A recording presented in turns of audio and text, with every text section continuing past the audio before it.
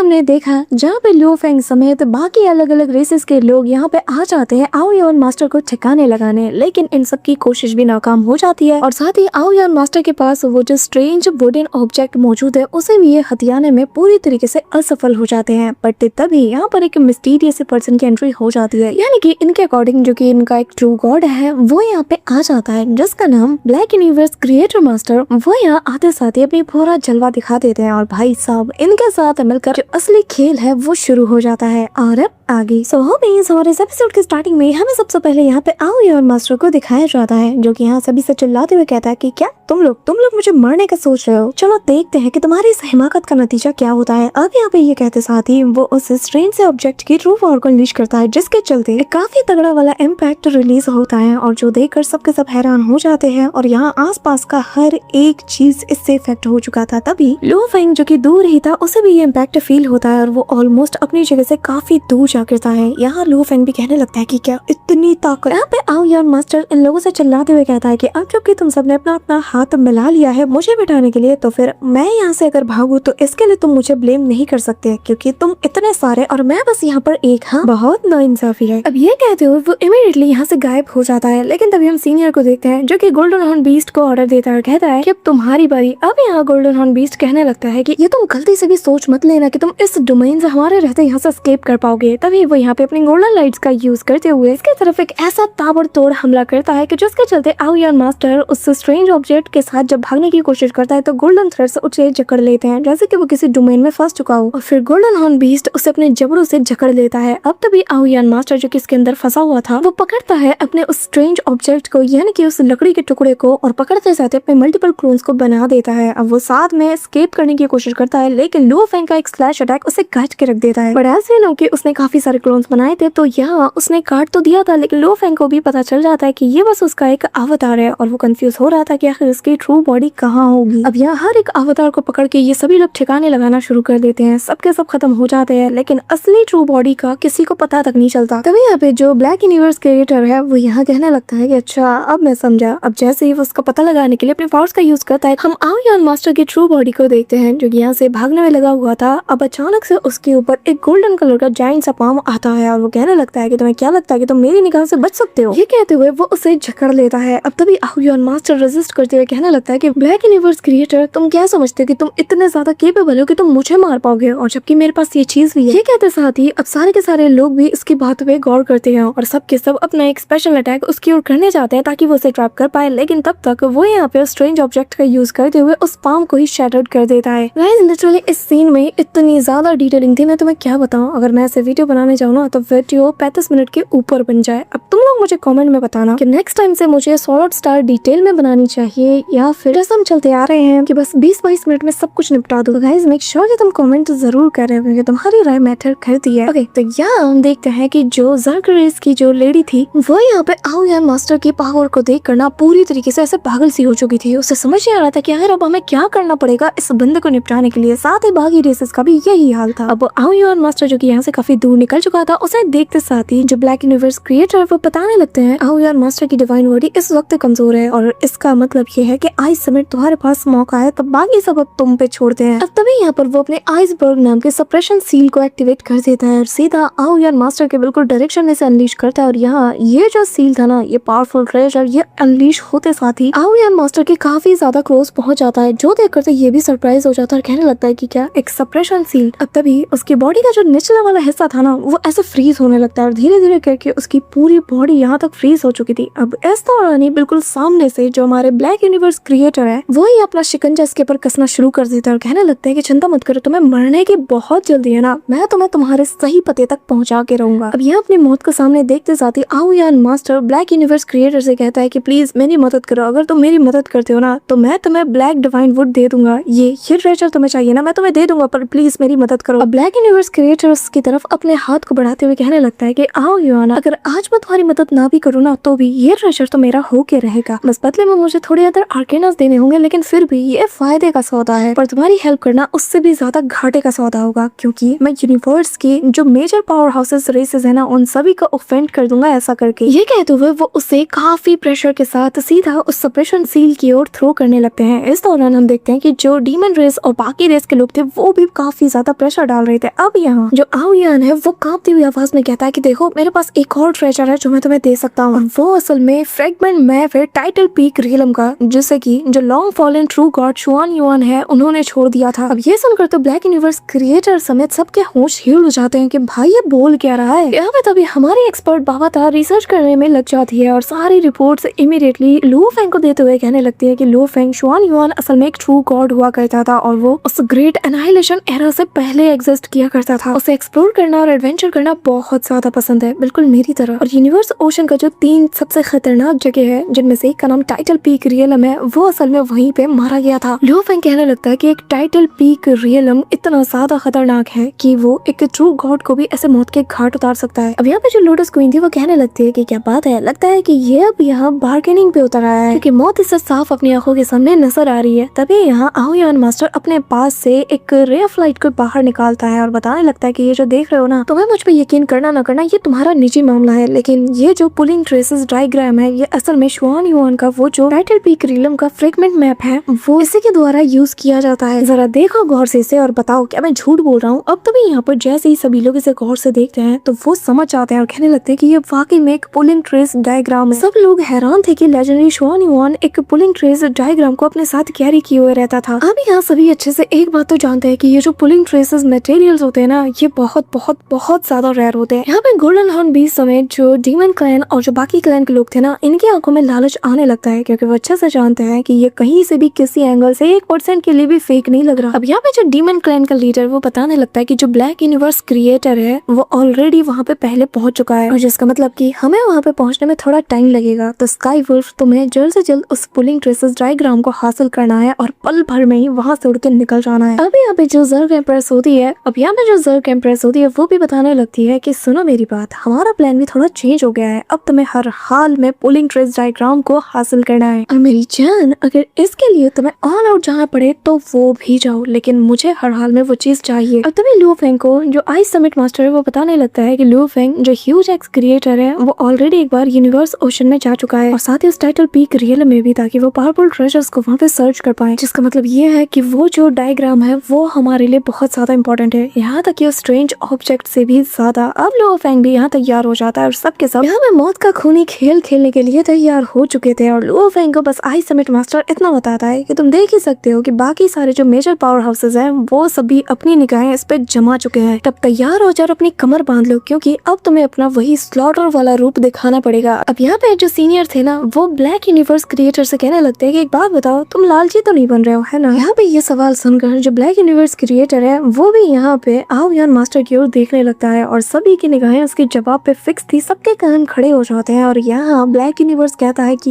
ये डायग्राम ये सिर्फ और सिर्फ मेरा है। अब तभी यहाँ युआन आओ मास्टर से जो ब्लैक यूनिवर्स क्रिएटर वो चिल्लाते हुए कहता है कि ठीक है फिर तुमसे मेरा सौदा तय हुआ, तुम भी क्या याद रखोगे क्योंकि अब मैं तुम्हें प्रोटेक्ट करने जा रहा हूँ। ये कहते साथ ही वो अपना हाथ उस डायग्राम की ओर बढ़ा देता है। तभी यहाँ पे आइस समिट मास्टर कहने लगता है कि तुम उसे प्रोटेक्ट नहीं कर सकते। अब ये कहते साथ ही एक तरफ हो जाता है आओ यान मास्टर के साथ ब्लैक यूनिवर्स क्रिएटर, दूसरी तरफ बाकी सारे लोग और एक साथ ये सब के सब वहाँ पे उनके ऊपर हमला कर देते हैं। तभी सबसे पहले जो गोल्डन हॉर्न बीस्ट है वो यहाँ एंडलेस लाइट डोमेन का यूज करता है और जो palm attack black universe master की तरफ से आ रहा था उससे वो जा टकराता है, जिससे दनादन एक्सप्लोजन्स पे एक्सप्लोजन्स होने लगते हैं कि जिसका इम्पैक्ट आसपास के काफी दूर दराज के इलाकों में भी फील किया जा सकता था। तभी यहाँ बारी थी यहाँ पे सी लोटस मास्टर की और वो यहाँ पे आते साथ ही अपने शिकंजे में जो ब्लैक यूनिवर्स क्रिएटर है उसे थोड़ी देर के लिए कर लेते हैं, यानी कि इसकी सोल को मैनिपुलेट करना। अब ऐसे ना कि ब्लैक यूनिवर्स क्रिएटर कितना ज्यादा पावरफुल है एज कम्पेयर टू स्ट्रेंथ, और जिसके चलते वो इसके चंगुल से पल भर में ही आजाद हो जाता है। और तभी ब्लैक यूनिवर्स क्रिएटर के सामने उड़ता हुआ एक मुक्का आ रहा था जो कि असल में जो हमारे सीनियर नाइट रिमोटनेस मास्टर है इन्होंने कर दिया था। और यहाँ जैसे ही नाइट रिमोटनेस मास्टर का मुक्का उसे पड़ता है तो वो पलक झपकती ही फ्लाइंग जट बनते हुए यहाँ से काफी दूर जाने लगता है। तब तक बाकी रेसेस के लोग भी इसके पीछे पड़ जाते हैं। अब यहाँ जैसे तैसे वो खुद को स्टेबल करने ही वाले थे कि तभी पीछे से आ जाता है गोल्डन हॉर्न बीस्ट, अपना मुंह फाड़ता है और तेजी से अपने सक्शन फोर्स की मदद से उसे अपने मुंह में खींचना शुरू कर देता है और फिर एक ब्लास्ट ब्रीथ अटैक उसके ऊपर कर देता है। इस दौरान जो बाकी के रेसेस के लोग थे ना वो सीधा आओ युआन मास्टर की ओर निशाना साधते हैं, कहने लगते हैं कि युआन आओ अब तुम मरने वाले हो। सबके सब उसके ऊपर टूट पड़ते हैं और तभी हाँ युआन आओ मास्टर अपनी ट्रू पावर को अनलीश करते हुए सबसे पहले अपनी बॉडी को सप्रेशन सील से आजाद करता है और बस फिर क्या, जैसे वो आजाद होता है वो यहाँ पे निकालता है उस स्ट्रेंज ऑब्जेक्ट को यानी कि उसी ब्लैक वुड को और इंसिनरेशन का यूज कर देता है, जिससे यहाँ पर एक बहुत ही बड़ा सा फायर टॉर्नेडो बन जाता है जो कि उस सप्रेशन सील को भी धीरे धीरे करके सप्रेस करने लगता है। तब तक यहाँ पर लो फेंग समेत बाकी के जो पावरफुल बंदे थे ना, वो निकालते अपने ट्रेजर्स को और एक साथ इसके ऊपर छोड़ देते हैं, जो कि देखने में बहुत ही ज्यादा कमाल का लगता है। यहाँ सब लोग अपना जी जान लगा देते हैं, लेकिन यहाँ ये जो फ्लेम पावर थी ना, इसके चलते सभी की हालत खराब हो जाती है। बट तभी जो आइस समिट मास्टर है वो यहाँ अपने कोल्ड मिस्ट रियलम का यूज कर देता है, जिसके चलते एक ठंडी लहर दौड़ जाती है और वापस से जो युआना मास्टर की बॉडी थी ना, वो फ्रीज होने लगती है। अब यहाँ पे इतनी ज्यादा powerful bone chilling law power को देखकर ना लू फेंग खुद भी हैरान हो जाता और मनी मन यहाँ आइस समिट मास्टर की तारीफ करते हुए कहता है कि जैसा कि मैंने उनसे एक्सपेक्ट किया था, वो बिल्कुल वैसे ही पावरफुल है और आज उन्होंने साबित भी कर दिया कि आखिर ह्यूमन रेस में उनकी इतनी ज्यादा रेपुटेशन किस लिए है। अब यहाँ हम देखते हैं कि जो बाकी के लोग थे वो इस मौके का फायदा उठाकर युआनाओ के ऊपर हमला कर देते हैं। यहाँ पे युआनाओ आसपास नजारा देखता है। ब्लैक यूनिवर्स की हालत में यहाँ पर नाइट रिमोटनेस मास्टर ने खराब कर दी थी और वो उसके साथ डील करने में बिजी थे, लेकिन यहाँ पे तभी वो समझ आता है कि ये सभी लोग ना मेरे ट्रेजर के लिए आए हैं, तो क्यों ना मैं इन्हें उसी के जरिए से चकमा दे दूं। वो निकालता है अपने उसी जो पुलिंग ट्रेस डायग्राम है और कहने लगता है कि तुम लोग इससे मुझसे दूर करना चाहते हो ना, तुम्हें ये चाहिए ना, इसी के लिए तो तुम लोग मुझे यहाँ मौत के घाट उतारने के लिए आ गए हो, इस हद तक लालची बन गए हो। ठीक है फिर लो, अब लेके दिखाओ, मैं भी देखता हूँ कि आखिर तुम इसे कैसे हासिल करते हो। ये कहते साथ ही वो उसे दो हाथों से पकड़ते और ऐसे बीच से फाड़ना शुरू कर देता है, जो देखकर लू फेंग समेत बाकी सारे लोग उसके ऊपर देखने लगते। वो हैरान हो जाते कि आखिर ये सनकी करने क्या चाह रहा है। यहाँ तक कि जो नाइट रिमोटनेस मास्टर और जो ब्लैक यूनिवर्स क्रिएटर है, दोनों के दोनों उसकी तरफ अपने फाइटिंग छोड़ के देखने लगते कि ये आखिर कर क्या रहा है। पर तभी एक ह्यूज से एक्सप्लोजन के साथ वो उस मैप को दो टुकड़ों में फाड़ के रख देता है और यहाँ एक हिस्सा इसका नॉर्थ की तरफ जाता है, दूसरा साउथ की ओर, और जो इसमें से टेरिफाइंग एनर्जी निकलती है वो यूनिवर्स के कोने कोने में फैल जाती है। अभी यहाँ पे ये जो एक्सप्लोजन था और ये जो इम्पैक्ट था ना, ये इतना टेरिफाइंग था कि इस दौरान जो युआनाओ मास्टर है, इसे मौका मिल जाता है यहाँ से एस्केप करने का। तभी हम देखते हैं कि ब्लैक यूनिवर्स क्रिएटर ऐसा गुस्से में लाल पीला हो जाता है और कहने लगता है कि आखिर उसकी हिम्मत कैसी हुई, उसने मुझे धोखा दिया, कहाँ गया वो। इस दौरान यहाँ सभी लोग आसपास आके उसे ढूंढने लगते हैं। वही दूसरी तरफ हम युआनाओ मास्टर को देखते हैं जो कि यहाँ से काफी दूर निकल चुका था। वो कहने लगता है कि मुझे जल्द से जल्द यहाँ से दूर जाना ही होगा। और तभी जो ब्लैक यूनिवर्स क्रिएटर है, उसकी तो सटक चुकी थी, वो यहाँ पर उसे ढूंढ ही लेता है और उसे कम्प्लीटली अपने पावर की मदद से फ्रीज करते हुए कहता है कि मैं अब तक तुम्हें जिस चीज के लिए बर्दाश्त कर रहा था, जिस चीज के लिए मैं तुम्हें प्रोटेक्ट कर रहा था और जिस चीज की वजह से हमारे बीच एक पैक्ट था, तुमने उसे ही खत्म कर दिया। तुमने सिर्फ उस डायग्राम को डिस्ट्रॉय नहीं किया, तुमने मेरे ट्रस्ट को भी बिट्रे किया है और अब इसकी सजा तुम्हें मिल के रहेगी। अब यहाँ देखते हैं कि जो ब्लैक यूनिवर्स क्रिएटर है, वो वहाँ मौजूद हर एक बंदे को अपना मैसेज सभी को पहुंचा देता है और सभी से कहने लगता है कि मैं आओयान मास्टर के पीछे जा रहा हूँ और अब वो मेरा शिकार है और उसके पास वो जो ब्लैक वुड है वो भी मेरा है। रही बात उस पुलिंग ट्रेस डायग्राम की, तो उसके जो बचे कुछ फ्रेगमेंट्स है, ये तुम लोगों का हुआ, तुम्हें इसके साथ जो मर्जी करना है तुम लोग करो। अब यहाँ वो तो चला जाता है, लेकिन बाकी सभी लोग एक दूसरे की शक्ल देखने लगते हैं, क्योंकि सभी को पता है कि भले ही ये उस फ्रेगमेंट के कई सारे पीसेस हो, यानी कि वो जो मैप था जिसे उसने डिस्ट्रॉय कर दिया, उसके जो बचे कुछ पीसेस है, फिर भी जो कि किसी ट्रेजर से बहुत ही ज्यादा रेयर है, तो जाहिर है इसके लिए फाइट तो होगी। अब यहाँ लो फेंग हमें बताने लगता है कि इस वक्त ब्लैक यूनिवर्स क्रिएटर ने हम सभी को एक दूसरे के साथ लड़ झगड़ के मरने के लिए छोड़ दिया है, क्योंकि हर कोई चाहता है कि जो बचे कुछ फ्रेगमेंट्स है ना, जो पीसेस हैं, उन्हें भी हम कलेक्ट कर लें। अब तभी सभी लोग रेडी हो जाते हैं। अब तभी जो नाइट रिमोटनेस मास्टर वो बताने लगते हैं कि तुम सभी लोग देख सकते हो कि सिचुएशन पूरी तरीके से बदल चुकी है, तो अब जिसके हाथ में जो लग जाए वो उसी का हुआ। बस फिर क्या, लो फेंग को यहाँ पे स्काई समिट मास्टर और नाइट रिमोटनेस मास्टर ये दोनों कहने लगते हैं कि लो फेंग तैयार हो जाओ क्योंकि तुम सबसे पहले जाओगे। अब यहाँ हम देखते हैं कि लो फेंग जैसे ही आगे जाता है ना, उसके पीछे बाकी सारे रेसेस के जो लोग थे वो एक साथ टूट पड़ते हैं और अलग अलग डायरेक्शन में जाने लगते हैं और सभी को बस होड़ मची थी कि कैसे ना कैसे करके एक दूसरे का वो जो फ्रेगमेंट है वो हथियार ले। सबसे पहले लो फेंग को एक फ्रेगमेंट मिल जाता है जैसे कि वो अपने पास रख लेता है। अब नाइट रिमोटनेस मास्टर इतनी फुर्ती को देखकर ना लो फेंग से काफी ज्यादा इंप्रेस हो जाता है और वो उससे कहने लगते हैं कि अब बारी है अगले वाली की। वही दूसरी तरफ वो गोल्डन हॉर्न बीस्ट और एक दूसरे बंदे की फाइट चल रही थी। तभी यहाँ स्काई समिट मास्टर और जो फायर एम्पायर दोनों के बीच में फाइट चल रही थी। अब तभी जो स्काई वुल्फ है, जैसे उसे एक फ्रेगमेंट मिलने वाला था, तभी बीच में नाइट रिमोटनेस मास्टर आकर उससे वो हथियार लेते और कहने लगते हैं कि शुक्रिया इसके लिए। अब जो सी लोटस मास्टर थी उसे भी एक चीज मिल जाती है। अब वो भी यहाँ से 9 तो 11 हो चुकी थी। तभी हम लो फेंग को देखते हैं जो कि अपना रुख मोड़ता है, फ्लेम एम्पायर के पास जाता है जहाँ पर वो ऑलमोस्ट एक फ्रेगमेंट को हथियाने वाला था, लेकिन अपने गोल्डन हॉर्न बीस्ट पावर का यूज करते हुए, यानी कि गोल्डन लाइट्स का यूज करते हुए सबसे पहले वो उस फ्रेगमेंट को लॉक करता है और फिर 9 रिवर रोड्स का यूज कर देता है, जिसके चलते यहाँ पर वो उस ट्रेजर को, यहाँ पर वो उस फ्रेगमेंट को हथियार लेता है और साथ ही उसकी स्पीड के चलते वो काफी आगे निकल जाता है। अब यहाँ लो फेंग के इस इम्प्रेसिव कंट्रोल को देखकर जो ब्लैक यूनिवर्स क्रिएटर है वो बहुत ज्यादा इंप्रेस हो जाता है और कहने लगता है कि मानना पड़ेगा ह्यूमन रेस का ये लड़का तो काफी ज्यादा इंटरेस्टिंग निकला। अब ब्लैक यूनिवर्स क्रिएटर जो कि यूहाना मास्टर का पीछा कर रहा था, वो यहाँ आइस समिट मास्टर से कहने लगता है कि मुझे थोड़ी हेल्प करो और बदले में मैं तुम्हें एक टॉप ग्रेड का अर्केना दूंगा। तुम्हें बस अपने आइसबर्ग पैलेस को फुल पावर में कंट्रोल करना है, जिस पे आइस समिट मास्टर मान जाते हैं। अब तभी यहाँ हम लुओ फेंग को देखते हैं जो कि एक और फ्रेगमेंट को हथिया लेता है, जिसके चलते भाई साहब जो फ्लेम एम्परर है उसके खून में आग लग जाती है। वो कहने लगता है कि लुओ फेंग तेरी इतनी हिम्मत, तो मुझसे पंगा ले रहा है, हाँ तू मुझसे